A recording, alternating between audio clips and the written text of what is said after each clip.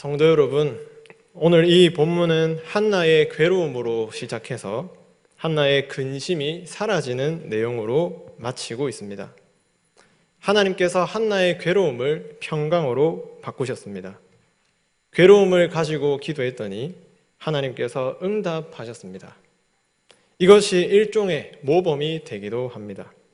하나님께 서원하면 반드시 응답받는다, 또는 오래 기도하면 응답받는다, 또는 간절히 기도하면 응답받는다고 합니다. 물론 우리는 기도할 때 서원할 때도 있고 간절히 기도해야 하며 오래 기도하는 것이 좋습니다. 하지만 이러한 것들이 우리가 하나님께 응답을 받는 근거가 되지는 못합니다.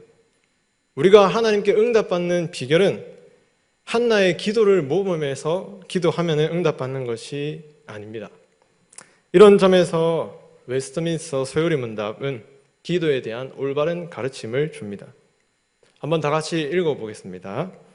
기도는 하나님의 뜻에 합당한 우리 소원을 그리스도의 이름으로 하나님께 우리 죄의 고백과 그의 자비하심에 감사한 마음으로 올려드리는 것입니다. 여기서 응답의 근거가 나옵니다. 바로 예수 그리스도의 이름으로 기도할 때 우리가 응답받게 됩니다. 다르게 표현하면 예수 그리스도를 믿는 믿음으로 기도할 때 우리의 기도가 응답되는 것입니다. 서원 기도, 그리고 오랫동안 기도, 간절한 기도에 우리의 믿음을 제외하면 아무런 소용이 없습니다. 오직 예수 그리스도의 이름을 믿음으로 기도할 때 응답받는다는 사실을 기억하시기를 바랍니다. 그래서 오늘 한나의 기도를 우리의 모범으로 삼기보다는 하나님께서 한나의 기도를 어떻게 사용하시는지에 우리가 주목해야 합니다. 기도를 통해서 하나님께서 우리에게 무엇을 말씀하시며 한나의 기도를 통해 하나님은 어떤 일을 하고 계시는지 오늘 본문을 통해서 상고하겠습니다. 첫 번째 대지입니다. 하나님께서는 한나에게 괴로움을 허락하셨습니다. 오늘 본문은 한나의 현재 상태에 대해서 분명하게 설명합니다. 본문 10절입니다. 한나가 마음이 괴로워서 여호와께 기도하고 통곡하며, 한나의 내적으로는 마음이 괴로운 상태에 있었고 외적으로는 그것이 괴로워서 통곡하는 지경에 이르게 되었습니다. 특히 괴로워서 여기에 사용된 단어는 히브리어로 마라라고 합니다. 성경을 통독하신 분들이라면 마라 하면 떠오르는 사건이 있을 것입니다. 바로 광야에서 있었던 마라의 쓴물입니다. 이스라엘 백성들이 출애굽하여 광야에서 사흘 길을 걸었는데 물을 얻지 못했습니다. 이때 마라라 하는 이 지역에 도착했지만 그 물이 써서 마실 수가 없었습니다. 그래서 출애굽기 15장 22절에 보면 마라에 이르렀더니 그곳 물이 써서 마시지 못하겠으므로 그 이름을 마라라 하였더라, 이렇게 기록하고 있습니다. 이 물의 쓴 맛처럼 한나의 괴로움도 쓴 맛이었습니다. 또 마라 하면 누가 떠오르십니까? 나오미가 생각납니다. 룻기 1장 20절 말씀에 나오미가 그들에게 이르되 나를 나오미라 부르지 말고 나를 마라라 부르라. 이는 전능자가 나를 심히 괴롭게 하였음이니라. 모압 땅에서 남편과 두 아들을 잃은 그 고통, 우리는 설명할 수 없이 클 것입니다. 이렇게 한나는 괴롭고 통곡할 만한 상태에 있었습니다. 그 괴로움의 이유는 바로 아이를 가질 수 없다는 것입니다. 엘가나에게는 두 아들이 있었습니다. 두 아내가 있었습니다. 한나와 브닌나입니다. 그런데 아마도 엘가나의 첫 번째 아내가 한나였는데 그가 불임으로 인해서 아이를 낳지 못하자 두 번째 아내 브닌나를 데려온 것 같습니다.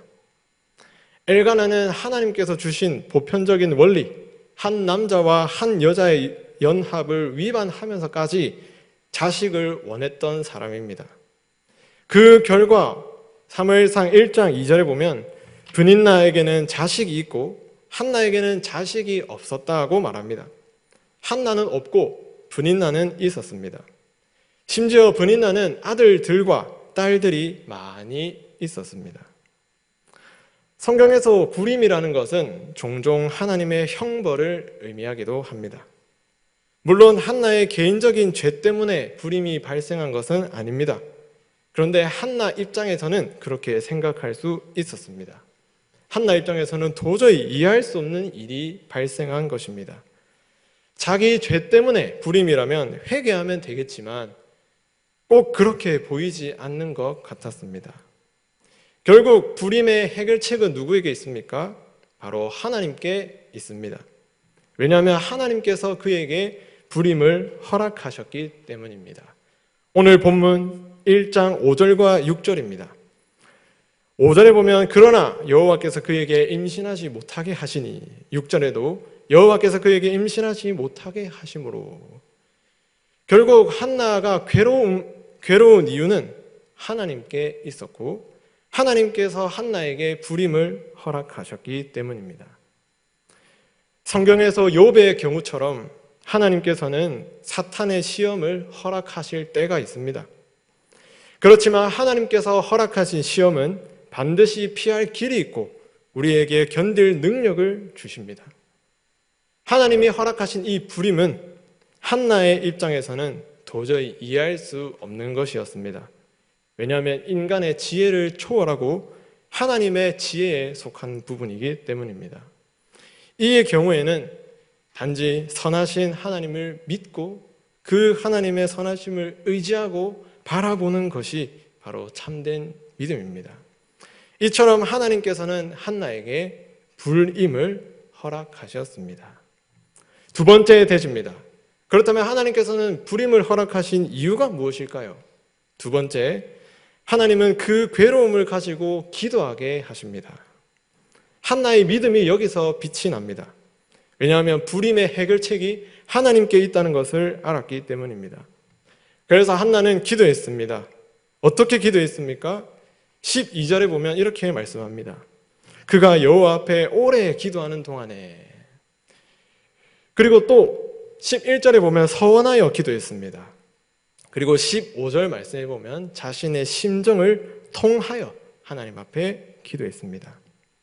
하나님의 뜻을 다 이해할 수는 없지만 적어도 이 문제를 해결하실 분이 하나님이시다 하는 믿음이 있었습니다. 이 믿음을 가지고 오랫동안 간절히 서원하면서 기도했던 것입니다. 우리도 이해할 수 없는 고난을 당할 때 믿음으로 하나님을 바라보며 기도해야 하겠습니다. 그런데 한나의 기도를 유심히 살펴보면 단지 아들을 달라고 하는 기도가 아니라는 사실을 알 수 있습니다. 10절과 11절입니다. 함께 읽어보겠습니다. 한나가 마음이 괴로워서 여호와께 기도하고 통곡하며 서원하여 이르되 만군의 여호와여 만일 주의 여종의 고통을 돌보시고 나를 기억하사 주의 여종을 잊지 아니하시고 주의 여종에게 아들을 주시면 내가 그의 평생에 그를 여호와께 드리고 삭도를 그의 머리에 대지 아니하겠나이다. 아멘. 한번 생각해 보십시오. 불임을 해결하려면 어떤 하나님을 찾아야 합니까? 생명을 주시는 하나님을 찾든지 아니면 능력을 행하시는 하나님을 찾아야 하지 않겠습니까? 하지만 한나는 만군의 여호와를 불렀습니다. 이상하지 않습니까? 여기서 만군의 여호와, 만군이라는 단어는 히브리어로 체바오트라고 하는데 군대 또는 전쟁을 가리키는 군사적인 용어입니다. 한나는 아들을 달라고 기도하면서 전쟁의 하나님, 만군의 하나님, 군사적인 용어를 사용하여 하나님을 부르고 있습니다. 자식을 달라 기도하는데 왜 군대의 하나님을 부르고 있을까요? 왜냐하면 한나의 기도에 변화가 생겼기 때문입니다. 자신의 불임을 해결하기 위해 하나님 앞에 오랫동안 기도하는 가운데 성령님께서 그의 기도를 바꾸신 것입니다. 만군의 여호와이신 하나님의 존재는 구약 성경에서 오늘 처음으로 등장합니다. 이것은 중요한 신학적인 의미가 담겨 있습니다. 하나님께서 군대의 장이시라면 이스라엘 백성들은 여호와의 군대들입니다. 하나님께서는 모세를 바로에게 보내실 때 이렇게 말씀하셨습니다. 출애굽기 7장 4절입니다. 바로가 너희의 말을 듣지 아니할 터인즉 내가 내 손을 애굽에 뻗쳐 여러 큰 심판을 내리고 내 군대 내 백성 이스라엘 자손을 그 땅에서 인도하여 낼지라. 여기서 이스라엘 백성들은 하나님의 군대로 표현되고 있습니다. 그러니까 한나가 만군의 여호와, 군대의 여호와를 부른 것은 이스라엘 백성들이 하나님의 군사임을 암시하고 있는 것입니다. 한나가 처음에는 아들을 달라고 여호와 하나님을 찾았는데 그렇게 기도하다 보니 성령께서 한 가지 깨달음을 주셨습니다. 그 깨달음이 무엇이겠습니까? 하나님께서 불임이셨습니다. 사사시대의 맥락에서 이스라엘이 하나님의 군대로서 제 역할을 감당하지 못했기 때문입니다. 그래서 한나는 자신의 문제를 가지고 하나님 앞에 기도하다가 이제는 하나님을 위해서 이스라엘 군대를 위해서 기도하고 있는 모습을 보여주고 있습니다. 이스라엘은 하나님의 군대입니다. 하나님의 은혜로 가나안 땅을 기업으로 받았고 모압 사람들, 암몬 사람들, 미디안 사람들, 가나안 족속들을 차례대로 점령해 나갔습니다. 하지만 사사시대에는 어땠습니까? 제 소견에 옳은 대로 살았습니다. 그들은 이전에 점령했던 그 민족들에게 고통을 당하고 있는 상태였습니다. 더 비참한 것이 무엇입니까? 사사시대 초반에는 대적들이 그 백성들을 괴롭게 할 때 하나님께 부르짖기라도 했습니다. 그런데 사사기의 후반 삼손 시대에 들어오면 이스라엘 백성들은 그런 고통 가운데 하나님을 찾지도 하나님을 부르짖지도 않는 그런 비참한 상태에 있었습니다. 오히려 하나님의 군대가 블레셋 사람들에게 고통을 당하는 것이 낫다고 생각하고 있었습니다. 그래서 삼손 시대의 유다 백성들은 이렇게 고백했습니다. 사사기 15장 11절입니다. 함께 읽어보겠습니다. 유다 사람 3,000명이 에담 바위 틈에 내려가서 삼손에게 이르되 너는 블레셋 사람이 우리를 다스리는 줄을 알지 못하느냐? 내가 어찌하여 우리에게 이같이 행하였느냐?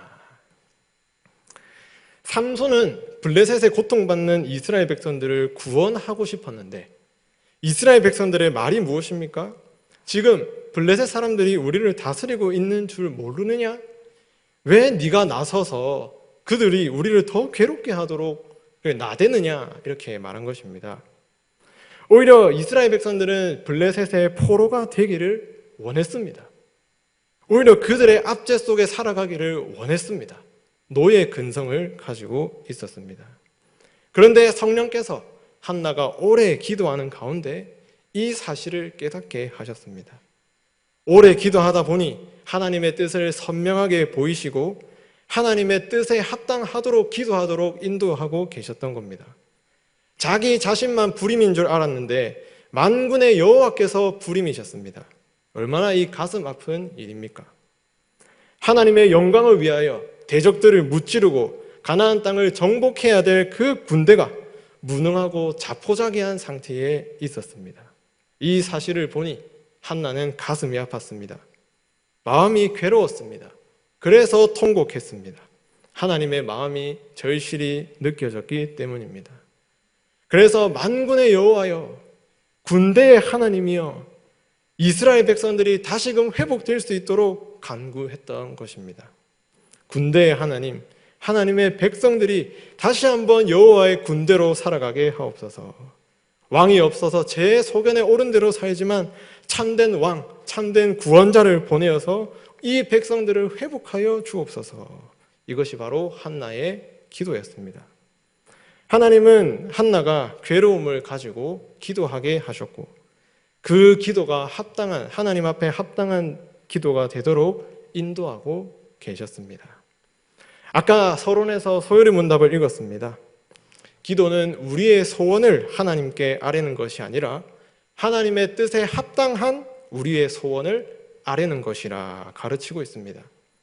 하나님께서는 우리에게 고난을 허락하실 때가 있습니다. 그러나 하나님께서는 우리를 기도의 자리로 인도하실 것입니다. 그 괴로움을 위해 기도하다 보면 하나님께서는 점점 우리의 기도를 성숙하게 만드실 것입니다. 나를 위해서 기도하다가 어느 순간부터 하나님의 나라를 위해 하나님의 구원이 임하기를, 하나님의 백성들이 회복되기를, 하나님의 영광이 나타나기를 기도하고 있게 될 것입니다. 성령님께서 우리를 그렇게 인도하시기 때문입니다. 하나님의 마음을 깨닫고 기도 가운데 하나님의 마음이 알아져서 괴롭고 통곡하는 그런 성도님들 되시길 축복합니다. 마지막 대지입니다. 그렇게 기도한 한나, 하나님의 영광과 하나님의 나라를 위해 기도한 한나는 한 가지 확신을 얻었습니다. 오늘 본문 18절입니다. 이르되 당신의 여종이 당신께 은혜 입기를 원하나이다 하고 가서 먹고 얼굴에 다시는 근심빛이 없더라. 아멘. 더 이상 한나에게는 근심이 없었습니다. 그 근심은 평강으로 바뀌었습니다. 왜냐하면 하나님께서 자신의 기도를 통해서 일하고 계신다는 것을 확신했기 때문입니다. 이 확신은 한나의 행위에서 나오는 것이 아닙니다. 한나가 간절히 기도해서 나온 것도 아니고, 한나가 오래 기도했다고 얻은 것도 아니고, 서원에서 얻은 확신도 아니었습니다. 만군의 여호와를 믿는 믿음으로부터 확신이 나오게 된 것입니다. 하나님의 뜻에 합당하게 하나님의 영광과 하나님의 나라 백성들의 회복을 위해서 기도했더니 거기서부터 확신을 얻은 것입니다. 우리가 기도해도 응답이 없는 것은 우리의 욕심을 구하기 때문입니다. 물론 하나님께서는 우리가 욕심으로 기도해도 우리에게 응답하십니다. 뭐라고 기도하실까요?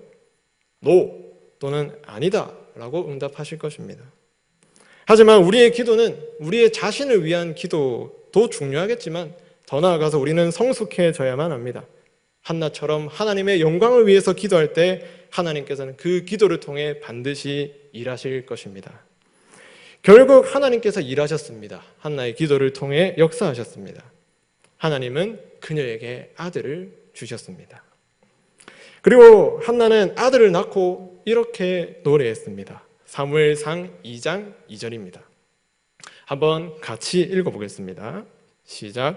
내 마음이 여호와로 말미암아 즐거워하며 내 뿔이 여호와로 말미암아 높아졌으며 내 입이 내 원수들을 향하여 크게 열렸으니 이는 내가 주의 구원으로 말미암아 기뻐함이니이다. 아멘. 하나님이 일하셨습니다. 사무엘이라는 아들을 주셨습니다. 그런데 그 아들을 낳고 난 후에 한나의 고백이 무엇입니까? 기뻐하고 즐거워합니다. 그런데 왜 기뻐하고 즐거워합니까? 바로 저기 파란 색깔에 보이는 주의 구원으로 말미암았기 때문입니다. 아들을 낳은 것이 왜 구원일까요? 단지 아들을 얻었을 뿐인데 왜 이것을 구원으로 고백하고 있을까요? 그것은 여자의 후손을 통해 아들을 낳는 것을 통해 하나님의 구원자 메시아가 오기 때문입니다. 한나가 아들을 낳은 것은 단지 불임인 여인이 한 아들을 낳은 것이 아니라 하나님의 구원이 나타나는 것이었습니다. 여자의 후손을 보내시겠다고 약속하신 하나님의 구원의 행위가 한나에게 이루어진 것입니다. 그 아들 사무엘을 통해 하나님의 백성들, 하나님의 군대들은 회복될 것을 지금 내다보고 있습니다. 하나님께서 한나의 기도를 통해 어떻게 일하셨습니까? 사무엘은 사사시대와 왕정시대를 잇는 가교로서의 역할을 감당했습니다. 사무엘은 사사이기도 하지만 다윗을 세우는 사람이기도 했습니다. 이런 점에서 사무엘은 사사시대에 왕이 없어서 제 소견에 옳은 대로 살았던 그 백성들을 회개를 촉구하고 그들을 다시금 여호와 앞에 돌아오게 하여서 왕정시대로 전환하는 그런 과도기적인 인물이었습니다. 그래서 사무엘은 자라서 여호와의 군대들, 이스라엘 백성들에게 이렇게 회개를 촉구했습니다. 사무엘상 7장 3절입니다. 함께 읽어보겠습니다. 시작. 만일 너희가 전심으로 여호와께 돌아오려거든 이방 신들과 아스다롯을 너희 중에서 제거하고 너희 마음을 여호와께로 향하여 그만을 섬기라. 그리하면 너희를 블레셋 사람의 손에서 건져내시리라. 아멘. 하나님은 한나의 기도를 통해 사무엘을 주셨고 그 사무엘은 백성들에게 회개를 촉구하여서 그들을 회복의 자리로 불러내고 있습니다. 이스라엘 군대의 회복, 이스라엘 군대의 승리는 회개에 있습니다. 너희의 죄를 버리고 하나님의 자비하심을 바라보고 여호와께 돌이키라는 것입니다. 하나님은 한나의 기도를 통해 회개를 촉구하는 구원의 이 사건을 지금 이루고 계시는 것입니다. 하나님께서 한나의 괴로움을 통해 일하고 계실 때 또 사사시대의 다른 한 여인의 괴로움을 통해 하나님은 역사하고 계셨습니다. 바로 앞에 말씀드렸던 나오미라는 여자입니다. 이 여인도 괴롭고 통곡할 만한 그런 상황에 있었지만 하나님께서는 보아스와 룻을 통해 나오미에게 아들을 주셨습니다. 그 아들이 누구입니까? 바로 다윗의 할아버지인 오벳입니다. 하나님은 다윗의 오실 길을 준비하고 계셨습니다. 한 여인의 괴로움, 그 괴로움을 위해서 기도하는 여인을 통해 하나님의 구원의 사건이 이루어지고 있는 것입니다. 이렇게 하나님은 고통 가운데 기도의 자리로 나아오는 사람들의 기도를 바꾸셔서 하나님의 나라의 원대한 구원의 계획을 이루고 계시는 줄을 오늘 성경이 말씀하고 있습니다. 이렇게 한나의 괴로움과 기도, 나오미의 괴로움과 기도를 통해 하나님은 거대한 영적 거장이었던 사무엘을 보내시고 아주 참되고 의로운 왕 다윗을 예비하고 계셨습니다. 이것이 바로 하나님의 역사입니다. 성도 여러분, 오늘 본문을 통해 하나님의 일하심을 보셨습니까? 첫 번째는 하나님은 한나에게 괴로움을 허락하셨습니다. 두 번째, 그 괴로움으로 기도하게 하셨습니다. 세 번째, 그 기도를 통해 하나님의 구원을 이루고 계셨습니다.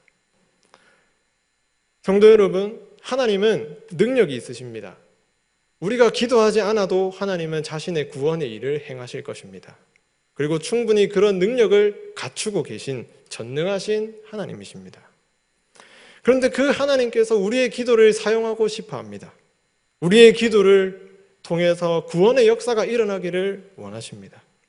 그래서 때로는 우리에게 괴로움을 허락하시고 때로는 우리를 기도의 자리로 인도하시고 그 기도를 바꾸셔서 하나님의 구원이 나타나게 하시는 것입니다. 우리도 처음에는 기도의 자리로 나올 때 우리의 소원을 하나님께 아뢰고 있는지도 모르겠습니다. 좋습니다. 그렇게 기도해야 합니다. 그러나 하나님은 성령으로 우리의 기도를 바꾸실 것입니다. 우리의 기도를 더 성숙하게 만드실 것입니다. 오히려 우리의 문제를 가지고 하나님 앞에 나와왔는데 하나님 나라의 회복을 위해서 기도하고 있게 될 것입니다. 이것이 바로 성령의 역사입니다. 로마서 8장 26절에 이렇게 말씀합니다. 함께 읽겠습니다. 시작. 이와 같이 성령도 우리의 연약함을 도우시나니 우리는 마땅히 기도할 바를 알지 못하나 성령이 말할 수 없는 탄식으로 우리를 위하여 친히 간구하시느니라. 우리의 기도가 왜 바뀝니까? 우리의 기도가 왜 성숙해집니까? 우리는 기도할 바를 알지 못하나 성령이 우리 안에서 탄식으로 기도하시고 우리에게 하나님의 뜻을 알려주시고 하나님 나라의 구원을 위해 일하고 계시기 때문입니다. 이 성령은 우리 안에, 온 성도들 안에 계십니다. 이 성령을 의지하여 더욱 성숙한 기도로 하나님의 구원을 이루는 성도님들이 되시길 축복합니다. 새해가 시작됐습니다. 하나님은 우리의 기도를 통해 구원 사역을 하고 싶어 하십니다. 성도 여러분, 하나님의 나라가, 하나님의 구원이 우리 교회에 임하기를 기도해 주십시오. 하나님의 구원과 회복이 우리 온 성도들에게 임하기를 간구해 주십시오. 사무엘의 중보 사역을 통해 이스라엘이 전심으로 하나님 앞에 돌아온 것처럼 우리의 교회도 우리의 기도를 통해 그런 은혜가 나타나게 기도해 주십시오. 특히 다음 세대가 주께 돌이키기를 기도해 주십시오. 우리가 기도하면 하나님은 반드시 일하십니다. 우리가 기도하면 성령이 하나님의 뜻대로 인도하여 하나님의 뜻을 이루실 것입니다. 이 하나님을 바라보고 의지하는 믿음으로 기도하여서 1년, 새해, 또 목사님께서 세우신 그 표처럼 우리가 여호와께 돌이키고 하나님께 돌아가고 하나님의 구원이 우리 교회에 임하기를 간절히 축복합니다.